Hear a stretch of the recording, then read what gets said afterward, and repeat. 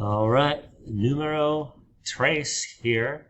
So, in this particular circumstance, I've got sodium bicarbonate, which is NaHCO3.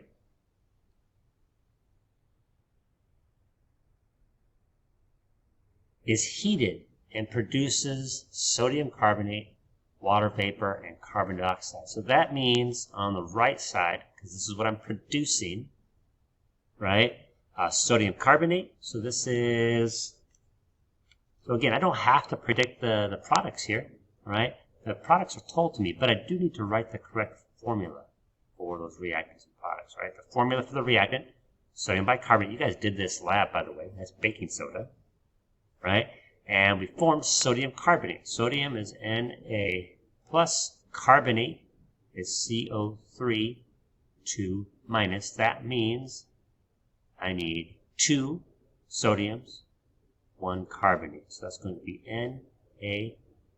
Na2CO3, right? We're also going to form water vapor, which is just H2O,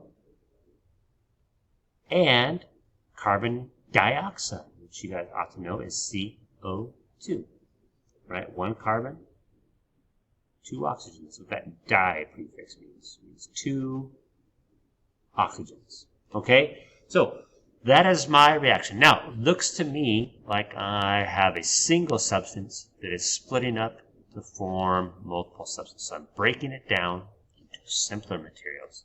This is what we call a decomposition reaction, right?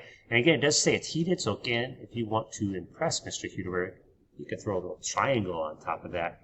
But like I said, this year, because of the weird year that it is, I'm not going to assess you on whether you remember little details like that. I'm more interested, can you get the big idea? Meaning, can you tell me what type of reaction it is and use that pattern to predict the products? Write the correct formulas utilizing the strategies you learned last unit. And then last but not least, let's go back and balance this behemoth, right? So let's write what we have over here. I've got sodium, 1, hydrogen, 1, and carbonate, 1. Over on this side, I've got sodium, 2, hydrogen, 2, carbonate, 1, but I also have this CO2 hanging out there. What? All right. So you guys might remember once upon a time, this is sort of a tough one, that when the polyatomic ion remains the same on both sides, right? We can just write it as the polyatomic ion, right? Now, we do have carbonate on this side, and actually this is what they call bicarbonate, so that's really the whole polyatomic ion. We see carbonate there, so you might be thinking, oh, it's the same on both sides.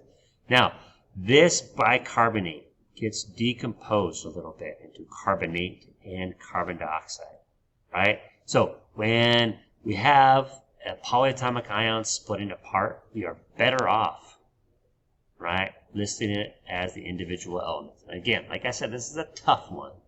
So let's go back and rewrite this as 1 hydrogen, 1 carbon, 3 oxygens. And we're going to do the same thing on the right-hand side. Instead of writing carbonate and carbon dioxide, right, I've got carbons, 1, 2, and the number of oxygens I have is 1, 2, 3, 4, 5, 6. 6 oxygens. All right.